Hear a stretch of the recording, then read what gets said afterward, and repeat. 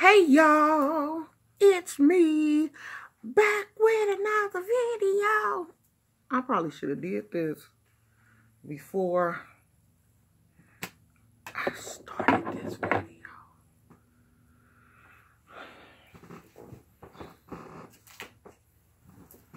So, let me tell you guys, okay, so I have decided to go back to making just some regular videos.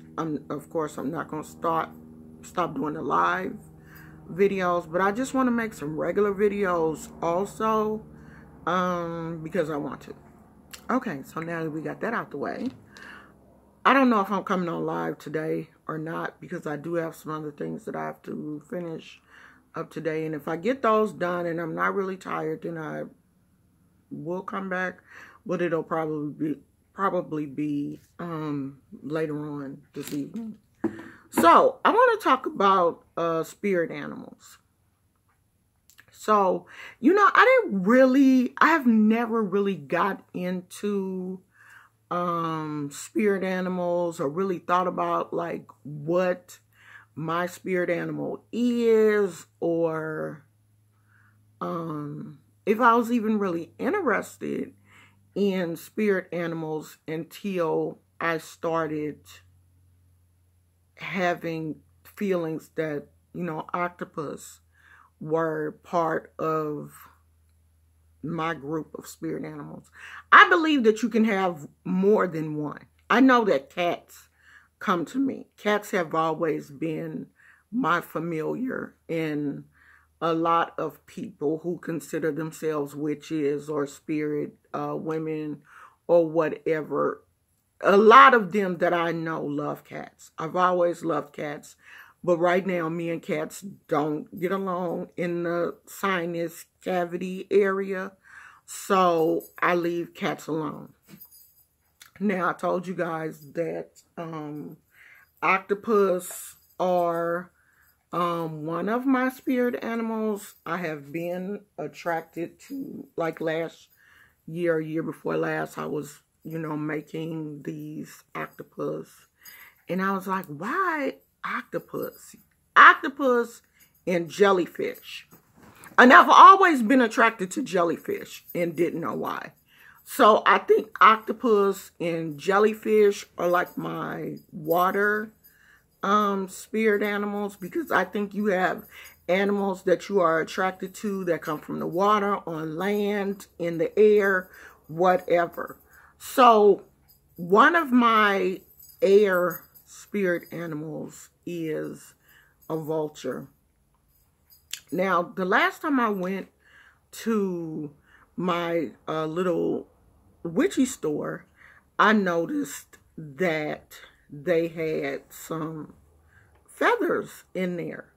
And I was like, I've never really been attracted to feathers. Now, this is supposed to be a wild turkey feather. And I have had peacock feathers, and I know that the peacock is one of the animals for Oshun. So I've always thought that peacock feathers were beautiful. You know, like this, I wouldn't really consider this feather, like I wouldn't look at it and just say, oh my God, it's so beautiful. But peacock feathers, the color, the way the feather is designed, and you know when the peacock, you know, shows his entire plume. I'm not sure if that's what they're called. But, you know, when he spreads his feathers out, how beautiful that can be. I actually saw a all-white peacock. That, I mean, the peacock was so beautiful, it literally took my breath away. So I say all that to say this. I'm going to be talking about the vulture energy. Turkey vulture energy, because that is the road of the Oshun that I have. So, you know, I got this information off of Google. You know, Google is your best friend. So it says that the vulture energy is extremely powerful. They can read colors and auras around people because they have such heightened vision.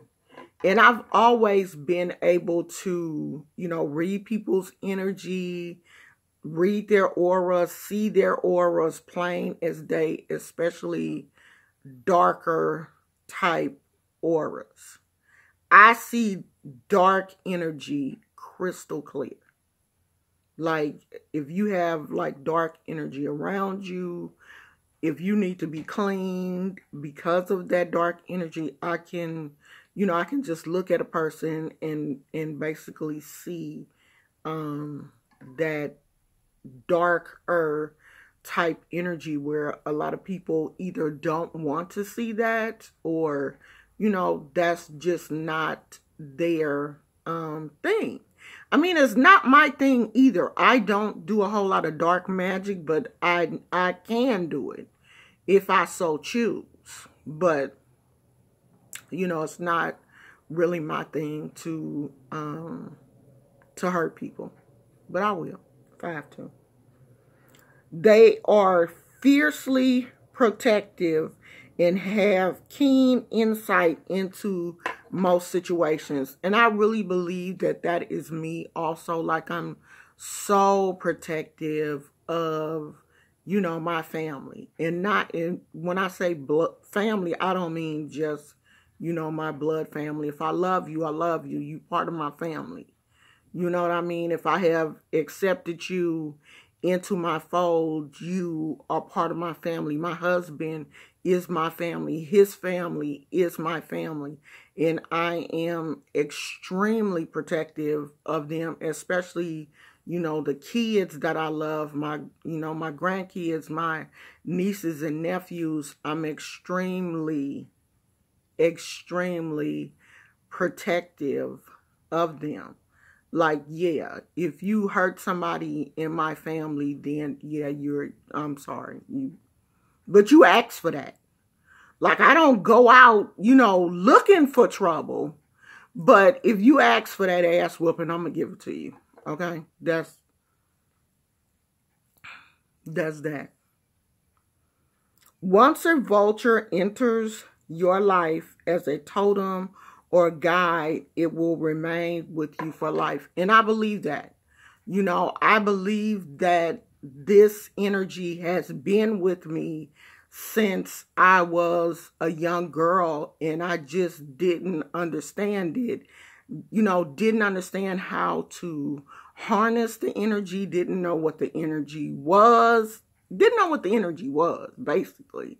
So if you don't know what it is, you have no way of harnessing something that you have no idea what it is. Like, you can feel that energy rising up in you, but if you don't know what it is, then how do you then work with something that you have no idea what it is? Like, something is going on, but you have no idea what's going on, because like I told you before, I grew up in a Christian household. I didn't know anything about spirits or spirit animals. And, the way I was taught is all of that stuff was bad. It's negative. It's dark.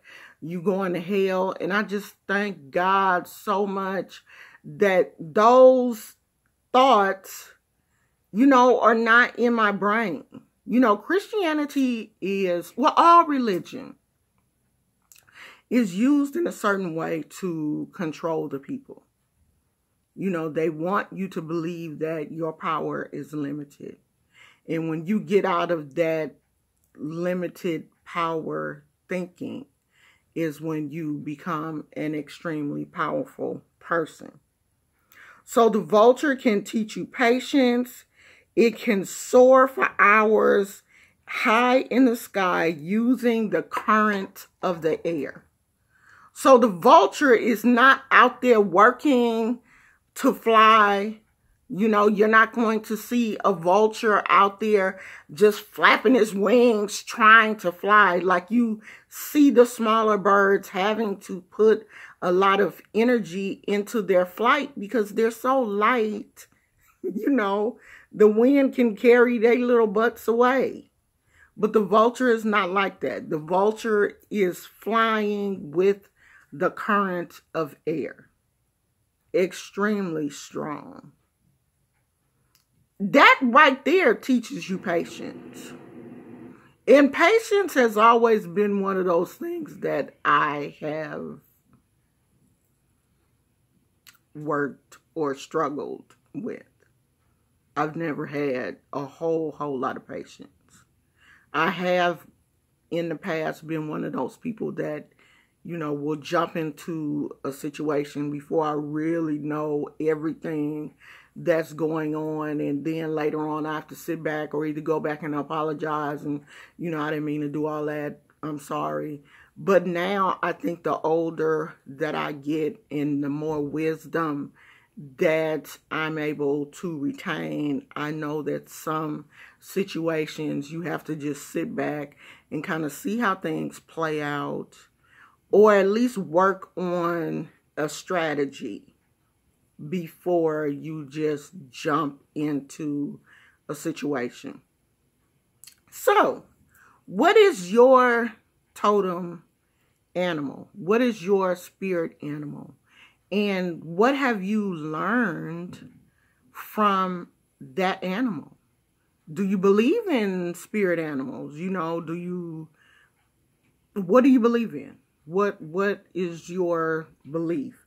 Especially around spirits and animals and totems and all of that. Because, you know, I'm doing this series now on totem animals, and then I'm probably going to crystals or whatever after that.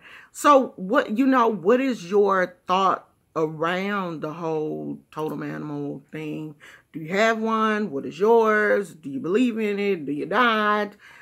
Tell me in the comments, and maybe later on this evening we will talk about that again. Maybe we can talk about some of your totems and, you know, go and look up some of the meanings. You know, if an animal keeps coming to you in dreams and, you know, in thoughts, even if you pick up a magazine and keep seeing, God, why do I keep seeing a raccoon or a snake or, you know, whatever?